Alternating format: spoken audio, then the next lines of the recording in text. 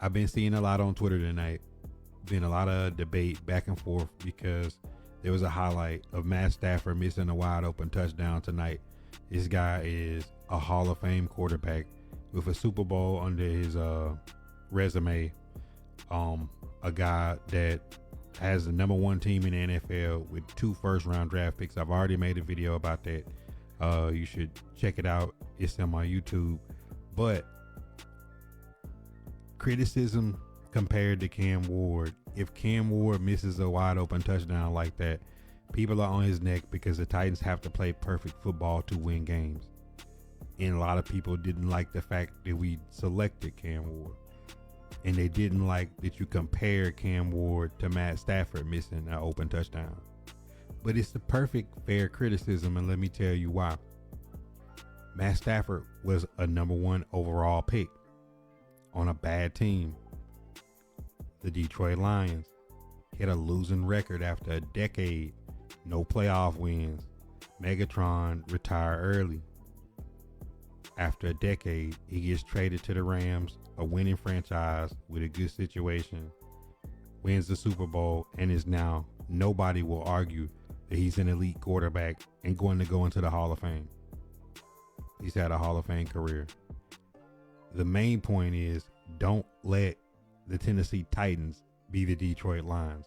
Don't have a Hall of Fame quarterback sitting on your roster with a bunch of fans that think he hasn't done enough, that enough hasn't been put around him, that he leaves like AJ Brown and goes to a better situation and wins the Super Bowl. So that's the main point, is how long did it take Matt Stafford to get to a point where you view him like that if he missed a pass? Don't let Cam Ward be on a losing Tennessee Titans team for a decade and you don't give him the grace in his rookie season with nothing around him to say that he could potentially be like a Matt Stafford. We're not saying he's going to be Matt Stafford. We're not saying he's getting the grace if he misses a pass. Is Cam Ward above criticism? No.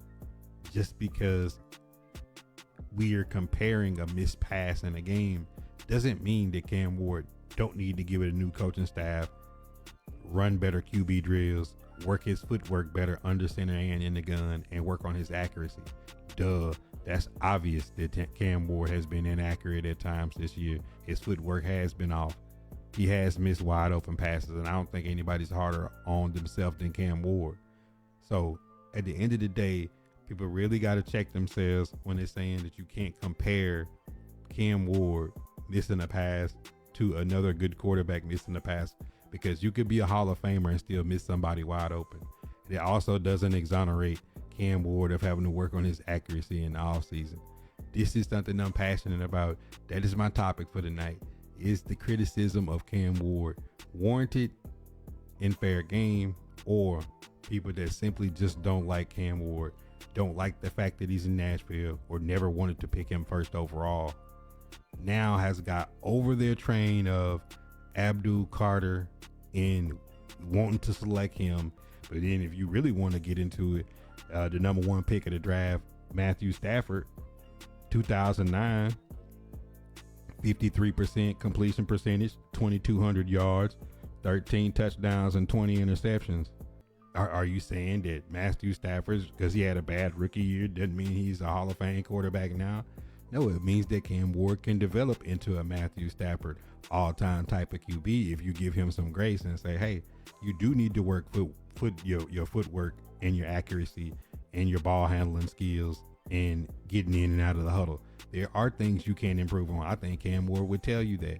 But to say that you can't compare Cam Ward to another number 1 pick that later in his career can still miss a pass. Tom Brady can miss a pass. Drew Brees can miss a pass. Montana can miss a pass. And Cam Ward does that on a regular basis. So he's not absolved of criticism, but at the same time, give the kid some grace to say that you don't think that he could turn into a great quarterback just because he's inaccurate early in his career. They said the same thing about Josh Allen and every other quarterback that's great. Is, man, this guy has flaws. Of course he has flaws. He's a rookie. He's on the worst team in the NFL. What did you expect? That this number 1 pick was going to fix the worst team in the league and take them from a 3-win football team to a 14-3 team. It just doesn't happen like that. That's a unicorn.